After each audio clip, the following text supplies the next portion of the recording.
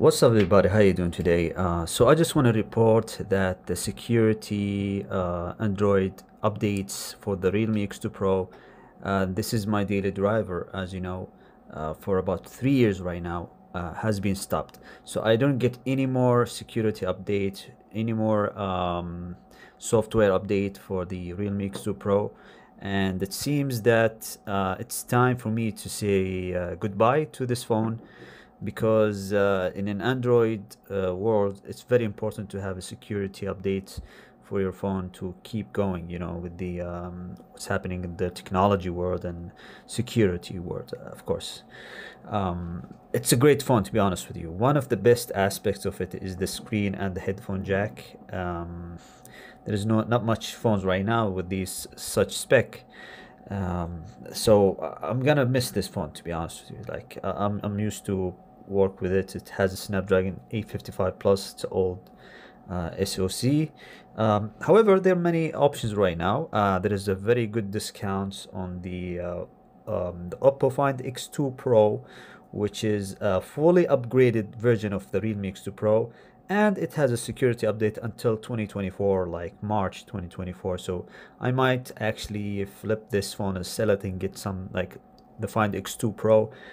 As you know, like nowadays the phones, Android phones are not that, competitive like back in the day when where Huawei was there and competing with Samsung and Apple and all that stuff. There was competition back in the day, like 2019, 18. Right now it's like, it's all Samsung, and some people trying to make like Xiaomi. And but when it comes to the Oppo Realme, I think I'm very interested in the Oppo X2 Pro. It has a periscope. It has a 512 storage.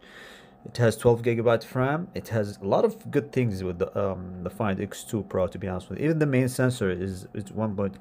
It's a big sensor actually. So it's a custom made sensor for the Oppo Find X2 Pro. It's better than, to be honest with you, with the X3 and X3 Pro, because these two phones, Find the X3 Pro and Find the X3, they have their own like telescope thing, but they actually forgot about the quality of the main sensor and the zoom and all that stuff. So what I have right now is like, I got this guy over here. This is the Motorola. Um, this is the Motorola, guys.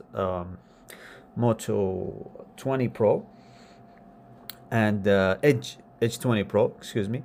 And this phone actually is, as to be honest with you, I like it. It's really great phone, but I'm really fearful. I'm afraid of this phone for some couple of reasons, to be honest with you. Number one, this phone is very, very, very rare. So for me to, mess up this phone and maybe have it damaged or stuff like that, it's really hard to fix. I got it from STC, so it's not being sold like in a retail store. I mean, here in Saudi Arabia. So, but as a replacement, it has a Snapdragon 870. It has a 5G. The only downside for this one, two things. Number one is the headphone jack, and the other one is the fast charging. It doesn't support 65 watts fast charging, or in that case like 50 watts with the Realme X2 Pro. So I'm not worried about the charging here. I can just plug in and already get great results. But when this guy hits a 30-watt charger, but it doesn't actually, it does have a great battery life, but when it comes to using it as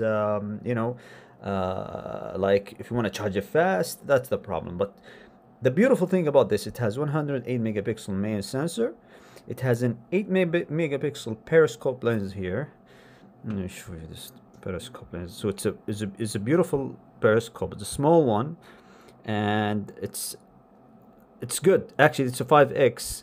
It's really good periscope, to be honest with you.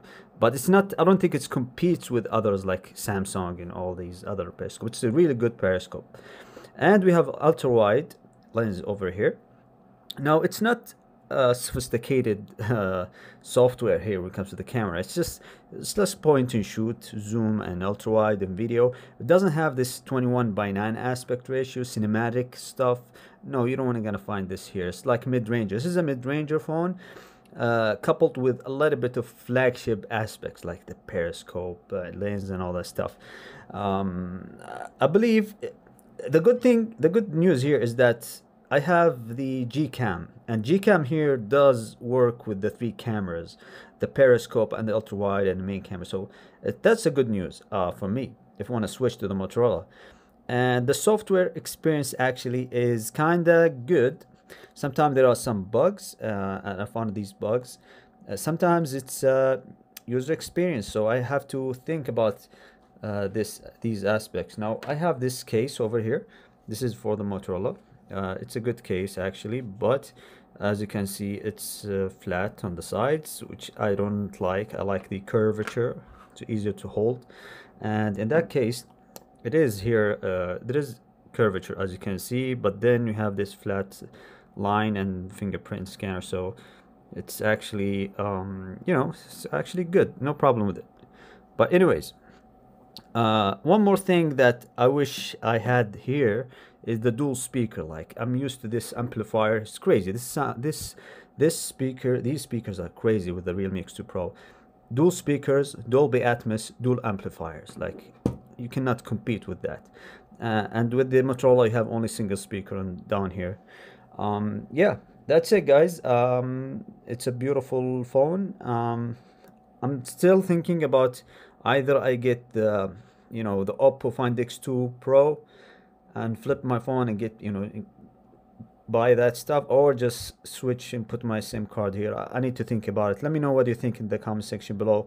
What is a good alternatives of, or something very close to the Realme X2 Pro to put my SIM and use it there. Thank you guys for watching. Take care, everybody, and see you in another video.